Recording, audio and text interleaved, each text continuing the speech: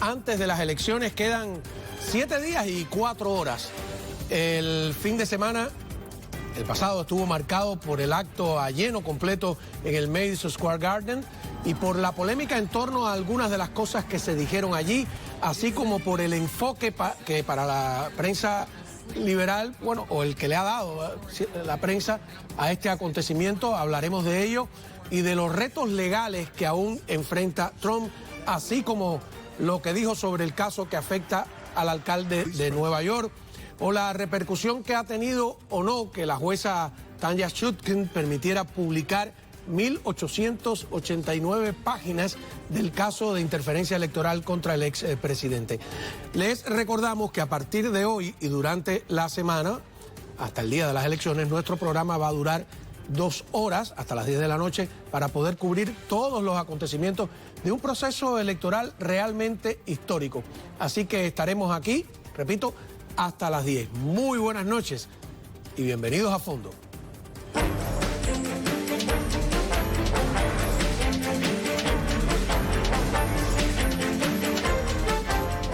Bueno, contamos con la ayuda del doctor Nelson Rodríguez Varela, abogado y ex fiscal. Muchísimas gracias, doctor, por estar aquí con nosotros. Un gusto, Juan Manuel.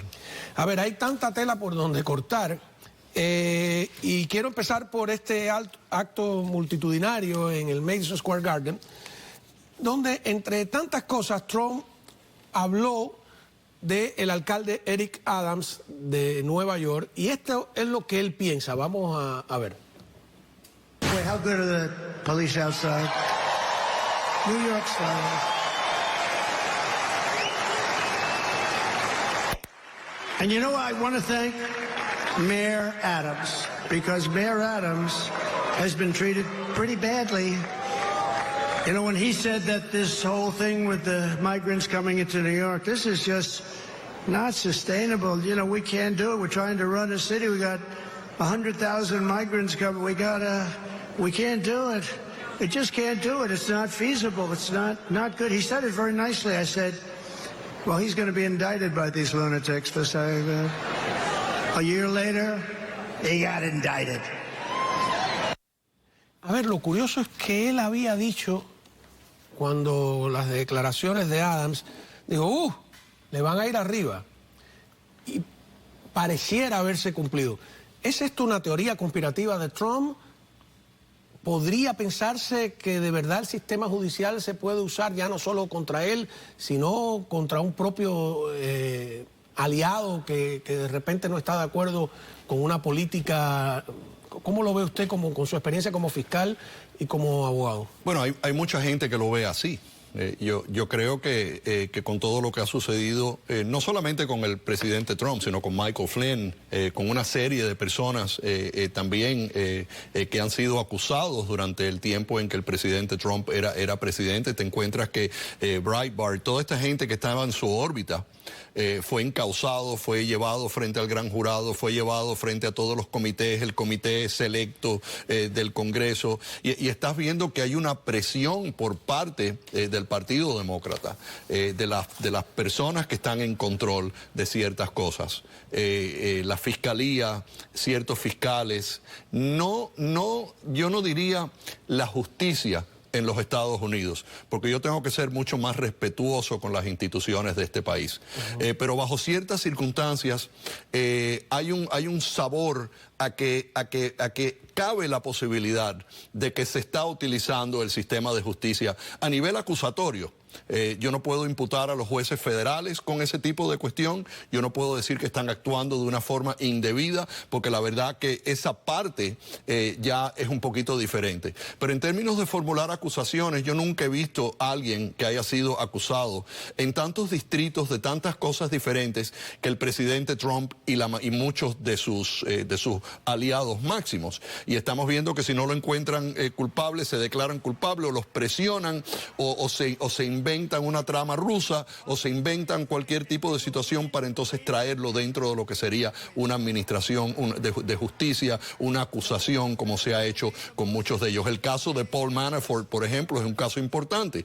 Paul Manafort es una persona que estaba haciendo negocios con países foráneos sin haberse registrado como como agente de un gobierno extranjero, y es algo que hasta ese momento no se habían visto tantas acusaciones. Pero el entorno de él, estamos viendo que lo tratan a él diferente a como tratan a Hunter Biden, que también hizo exactamente lo mismo, pero no le están radicando el mismo rigor de la ley como le aplicaron a Manafort. Yo no estoy diciendo que no sea culpable o que sí lo sea, estoy diciendo que el manejo de la justicia a nivel acusatorio deja mucho que pensar acerca de si se está utilizando para propósitos políticos o no. A ver, gran parte de nuestro público, y ahora con precisamente con la gran cantidad de personas que han entrado por la frontera, 850.000 cubanos en menos de 3 años, por ejemplo, muchos de ellos son ahora nuestros nuevos televidentes, y yo por experiencia propia sé que entender el sistema judicial norteamericano, que es distinto al sistema de códigos, que es el napoleónico del que venimos nosotros,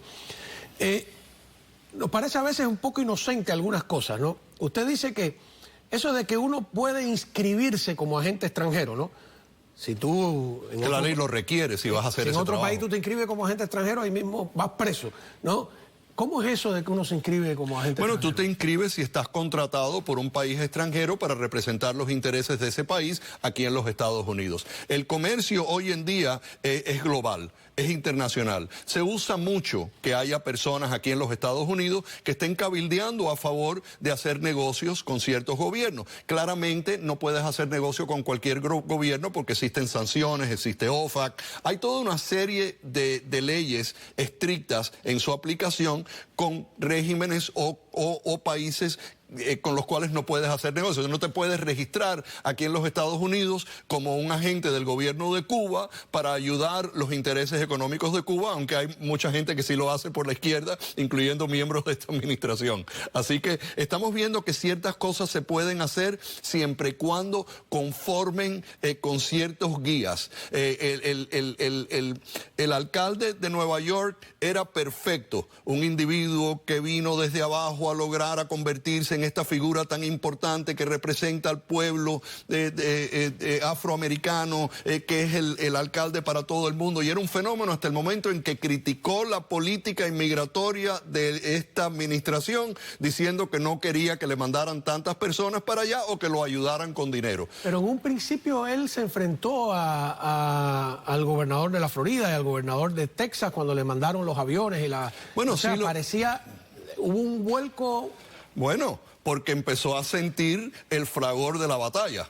Empezó a ver a las personas en la calle, empezó a ver cómo muchos de esos inmigrantes estaban fajándose con la policía, cometiendo crímenes, llevando a cabo actos que están en violación del Código Penal de Nueva York. Entonces no es solamente que tenías que ayudarlos, que tenías que albergarlos, que tenías que darle comer, es que estaban creando un problema policial muy grande. No todos, pero muchos de ellos, y no podemos decir los cubanos o estos o aquellos, habían muchas personas que lo están haciendo, indicando el Tren de Aragua y muchos de sus representantes que sí estuvieron en Nueva York, que fueron arrestados después de que cometieron muchos actos delictivos. Entonces el alcalde está en una encrucijada. Él es el alcalde de New York.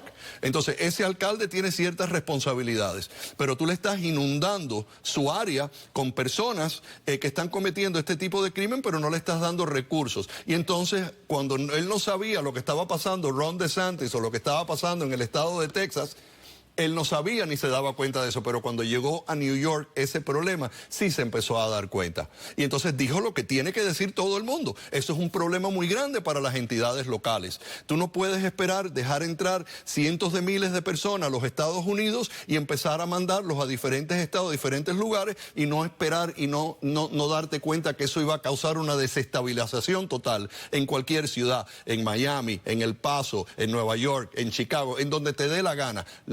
Los locales no están en Francia, posición o en España, o en Italia, donde sea. Problema. Bueno, ahí tienes la Comunidad Europea, el resultado que ha dado con respecto a toda Alemania.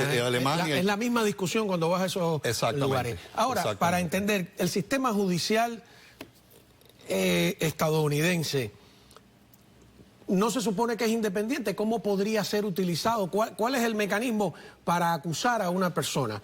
O sea, ¿quién puede acusar? ¿Cómo se procesa luego? Si nos pudiera dar una pequeña clase Típicamente la policía arresta a una persona, la fiscalía toma una decisión de qué los va a acusar o si no los va a acusar y el caso procede a la corte, donde la corte es independiente de la fiscalía. O sea, vamos por paso. La policía te puede arrestar, pero no te encausa. No, te encausa el fiscal. Ajá, pero la policía puede recomendar un delito, lo arrestamos porque creemos que cometió este delito. La fiscalía espera a que la policía haga su trabajo. Ajá. La policía arresta a una persona basado en causa probable. Causa probable para pensar de que se ha cometido este crimen y reúne las evidencias basado en esa investigación. Le lleva entonces el caso a la fiscalía. La fiscalía lo revisa todo y establece si puede probar el caso más allá de una duda razonable. O sea, que es un estándar mucho mayor. Puede rechazarle a la policía, decirle... Y lo hacen constantemente en muchos casos. Ajá. Y entonces lo que trata la fiscalía es de saber si puede probar el caso ante un jurado. Es correcto, más allá de una duda razonable. Ajá. ¿Y por qué veo que hay casos que van ante 12 miembros de un jurado escogido, que es una cosa rara también para los que venimos de otros lugares del pueblo, y otros que no, que van ante un juez, o esos son los casos civiles? Bueno, hay cargos menores que pueden ser llevados frente a un juez y el juez decide. Pero todas las felonías, por lo menos en el estado de la Florida, tienen que ir frente a un jurado. Tienes el derecho a un juicio frente a un jurado, un cargo criminal de felonía. O sea, que es un privilegio del acusado, no del acusador. Los Estados Unidos son un estado de derecho. En los Estados Unidos predomina el hecho de que tú eres presuntamente inocente de los cargos hasta que la fiscalía prueba más allá una duda razonable y un jurado emite una determinación. Esos son los puntos más importantes de nuestra justicia y lo que nos hace diferente a los demás. El problema existe cuando ciertos fiscales se corrompen o cuando ciertas entidades empiezan a hacer el trabajo político de una administración. Y ahí es donde estamos viendo los problemas, que aunque a veces no sea exactamente eso, si luce como eso, las personas entonces empiezan a perder la confianza en nuestro sistema de justicia. Y eso es tan problemático como la propia corrupción. Vamos a una pausa para que usted nos siga explicando entonces cómo podría pervertirse ese proceso. Pensando en esta emisión especial que va a durar hasta el día de las elecciones de 2 horas, hoy hasta las 10, con el doctor Nelson Rodríguez Varela, abogado y exfiscal, y que nos estaba tratando de explicar un poco, bueno, ¿cómo podría pervertirse el sistema? Si es verdad, si no es una teoría conspirativa. Específicamente hablando ahora del caso del alcalde de Nueva York. Sí. ¿Hay algún indicio que podría inclinar la balanza a un lado u otro? Bueno, yo creo que lo que importa aquí es cuándo comenzó. Si estamos hablando de que esto fue un encauzamiento político porque él se expresó en contra de la política de la administración de traer a los inmigrantes ilegales a todos estos diferentes lugares y forzar a los gobiernos locales a que se ocupen de ellos, tenemos entonces que mirar cuándo fue que comenzó la investigación. Porque la investigación contra el alcalde Adams comienza cuando allanan las propiedades y consiguen ciertos devices, o sea, teléfonos y computadoras y ciertos equipos donde ya comenzaba la investigación antes de que llegaran a Adams. Se confiscó un teléfono de alguien muy allegado a él, eventualmente confiscan el teléfono de él y hacen ese caso de esa forma. Entonces, si él ha cometido ese crimen, y es importante reconocer que al igual que el presidente Trump, en muchos de los otros casos que pesan contra él, se le presume ser inocente de esos cargos hasta el momento en el cual se hallado culpable o se acaben las apelaciones, que es lo más lógico. Cuando se acabe el proceso es que tú puedes asumir esas cosas. Si el señor Adams cometió este crimen, independiente de la idea de que fue acusado por razones políticas o motivado por razones políticas, entonces el encauzamiento es un encauzamiento válido desde ese punto de vista. Ahora, cuando tú ves que hay personas que son encausadas y son encausadas debidamente por crímenes que han cometido que se pueden probar en la corte, pero que otras personas que han hecho exactamente lo mismo no son encausadas, entonces a pesar de que este señor es responsable por este crimen y puede ser encausado, Cuando se pervierte el sistema es cuando tú empiezas a tomar esas determinaciones basados en elementos que no tienen nada que ver con las pruebas, ya sea político, ya sea personal, ya sea lo que sea. La ley, para que sea justa, tiene que ser ecuánime, y tú no puedes distinguir entre dos personas que han cometido crímenes simplemente por razones políticas. Tú no puedes encausar al presidente Trump por ciertas cosas cuando todo el mundo ha hecho eso mismo. Tú no puedes encausar al presidente Trump por haber presentado ciertos documentos a un banco para que ese banco haga un préstamo cuando eso fue un negocio entre el banco y él, que es típico de todos los demás negocios que hace ese banco. Tú puedes decir que eso es un encausamiento político, pues es el único que le han hecho un caso como ese bajo circunstancias parecidas donde no hay ni siquiera una víctima. Y eso es uno de los puntos importantes de la apelación. Entonces, la perversión del sistema judicial ocurre hasta cierto punto y mayormente en el momento acusatorio, cuando esa decisión está guiada no por una investigación contundente e imparcial hasta donde te lleve la evidencia, o por otros factores que influyen en que una persona sea acusada y otra no, dado circunstancias parejas. Pienso en otro demócrata, Bob Menéndez. ¿Cuándo empezó la investigación de Bob Menéndez? No estoy seguro cuándo comenzó, pero lo que sí te puedo decir es que en el caso de Bob Menéndez, el problema político comienza cuando él era el chairman de la comisión o el consejo, ¿no? Exacto. De Relaciones Internacionales del Senado. Y entonces, ¿qué es lo que quería esta administración y la administración de Obama cuando todo esto haya comenzado? Acuérdate que él es enemista con Obama, y eso ocurre por el interés que tenía la administración en ese momento de llegar a un acercamiento con Cuba, de reconocer a Cuba. Irán también. Perdón, y con Irán también. O sea, reconocer ese régimen dictatorial que se ha pasado más de 60 años encarcelando personas por su forma de pensar, que están en contra del gobierno, coartando los derechos de la prensa, coartando la libre expresión y haciendo de Cuba lo que estamos viendo hoy en día. Querían lograr ese acercamiento y van y se dan abrazos con Raúl y van al juego de pelota y tienen toda esta recepción. Ahí está Kerry, ahí están los Clinton. ¿Y qué es lo que hacía Bob Menéndez?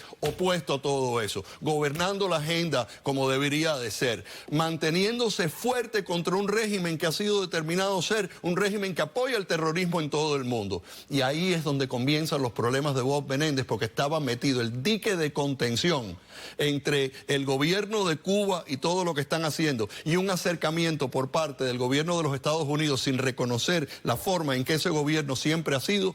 Es Bob Menéndez. Si Bob Menéndez, hace rato que estos acercamientos se hayan llevado a cabo. Por lo tanto, para mí Bob Menéndez es un patriota, es un individuo que ha peleado por Cuba, que desde el principio ha estado aquí. El encausamiento de Bob Menéndez es totalmente político.